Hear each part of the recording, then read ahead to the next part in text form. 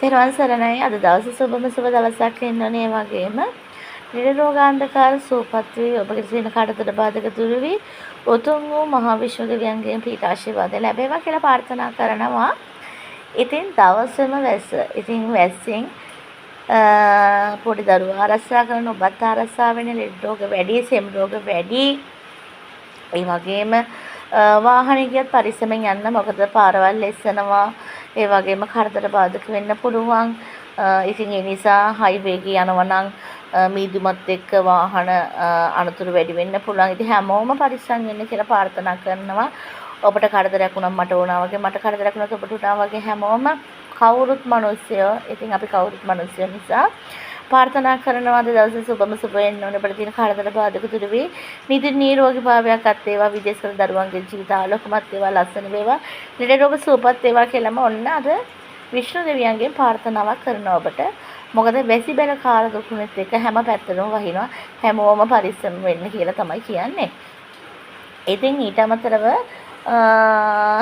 ගොඩක් දරුවන්ගේ සුවඳ දූපෙට ප්‍රතිඵල තියෙනවා වගේම ඊයේ WhatsApp එකට ගොඩක් දරුවෝ මැසේජ් දාලා තිබ්බා අම්මා ගන්න ඕනේ අපිට කීයද. ඒ වගේම අම්මා YouTube එකට එහෙම දාද්දි පුළුවන් නම් ගණනොත් කියලාම දැම්මොත් ලේසියම අපි කමෙන්ට් කරනවා. සමහරකට අම්මගේ වලට රිප්ලයි නැහැ. WhatsApp දැම්මම සමහරකට අම්මට සම්බන්ධ කරගන්න අපහසු නිසා මේ විස්තර දාන්න කියලා. ඉතින් අපිට ගන්න පුළුවන්ද කියලා කෝරිය කරන්න පුළුවන්ද? ඒ විස්තර අහන්න නිසා මම හිතුවා කෙටි වීඩියෝකින් දෙනුම් දීම කරන්න. සුවඳ ධූපේ ලොකු බෝතලේ පුතේ රුපියල් 1000ක් වෙන්නේ.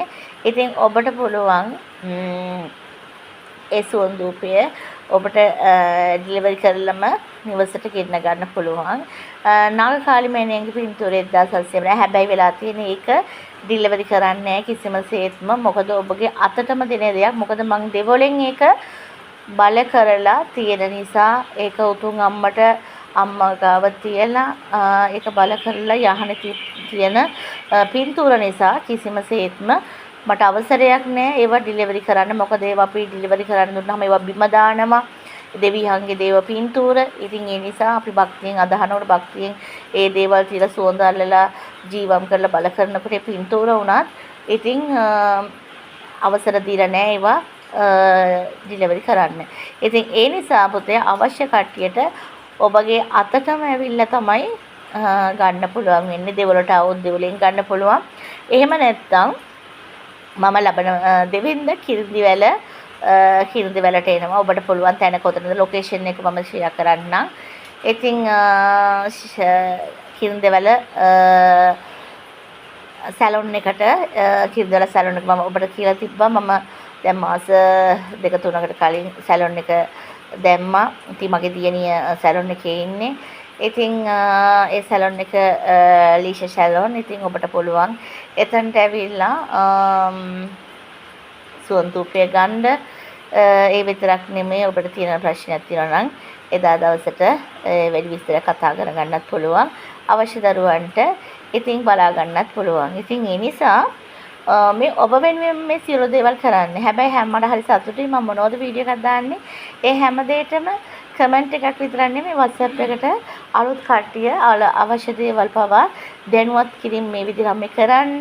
ඒ වගේම එවනකොට ගොඩක් සතුටුයි. මොකද මම හරි කැමති ඒ වගේ දේවල් අහනවා නම් මම එතකොට ඔබට තියෙන ප්‍රශ්න පවා මට පුළුවන් විදිහට උදව්පකාර කරනවා ඔබට. ඉතින් මේ සුවඳ ධූපයෙන් වුණත් පුතේ ගොඩක් දුරට ප්‍රතිඵල දැන් විදේශගත දරුවොත් එයාලගේ ඇඩ්‍රස් වල තියෙන මම ඔබට එවන්නම්. මොකද එයාලා වුණත් එයාලගේ ගෙවල් වලට යවන්න කියලා නම්බරේ මෑණිනි කවුරු නම්බරේ වන්නේ කියලා දාලා තියෙනවා. ඉතින් මොකද ඒ කට්ටිය ඇත්තට මේ සුවඳ ධූපේ කිසිම අතකින් ප්‍රතිඵලයක් බලපො නැති දරුවන් මේ විදේශගත දරුවන්ගේ නිවස් වලට යවන්න කියන්නේ. ඉතින් ඒවට විශ්වාසය තමයි ලක්මිනී ගුරු මෑණියෝන්ගේ විශ්වාසය මත ඒ වගේම තමයි. මොකද කවුරු කිව්වට විශ්වාස කරන්න බෑනේ. තමා එක භක්තියෙන් ගන්නව නම් තමාගේ දේ විශ්වාසයෙන් කරනවා නම් ඒකේ ප්‍රතිඵල වැඩි. මොකද හොරණ සිට දරුවෙක් ආව හෝමාගම.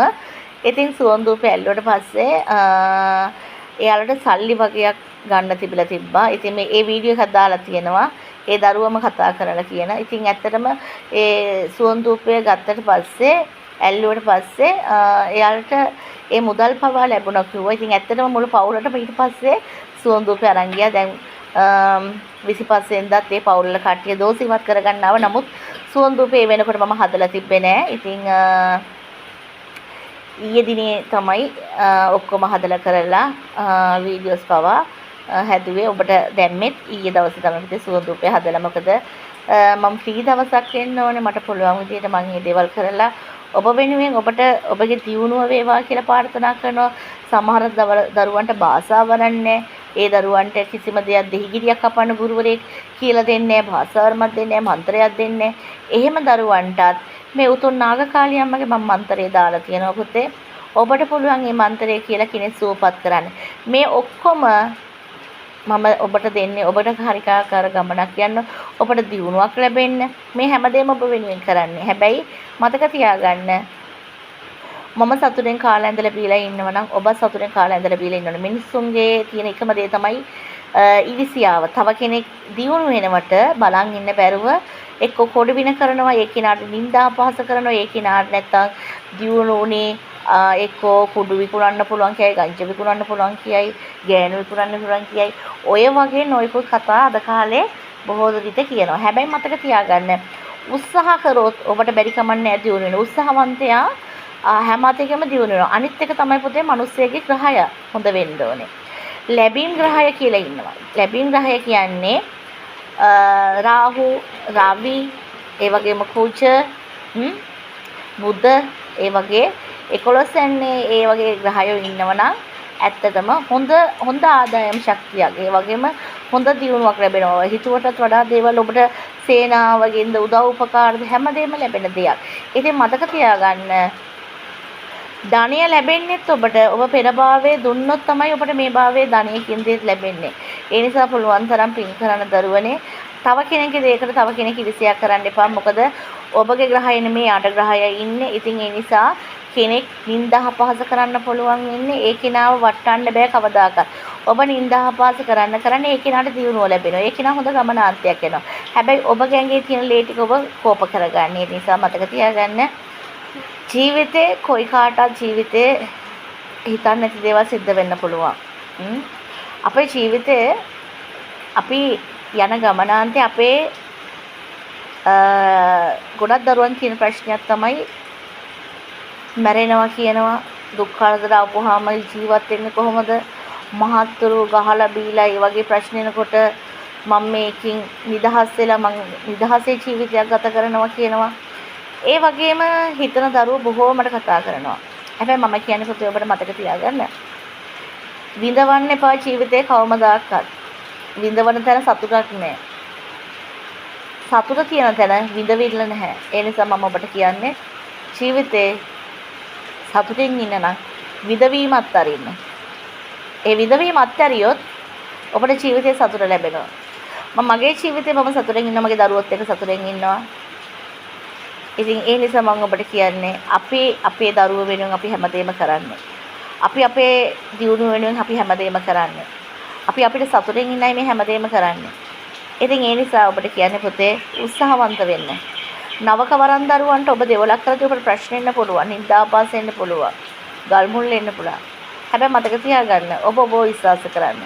ඔබ විශ්වාස කරනකම් ඔබට හොඳ ගමනාන්තයක් යන්න පුළුවන්. ඔබ දෙවලක් නෙමෙයි කරන්නේ. ඔබ සුව මැදුරක්. ඔබ ලෙඩුන් සුවපත් කරන්නේ. ඉතින් ඔබේ සුවපත් කිරීම මම හැම දරුවෙක්ම වරන් අවසර දීලා තියෙන්නේ. ලෙඩ රෝග සුවපත් කරන්න මම දීලා තියෙන්නේ. භූමියක උනත් දෝෂ බන්ධන තියෙද්දි ඒව සුවපත් කරන්න දීලා තියෙන්නේ.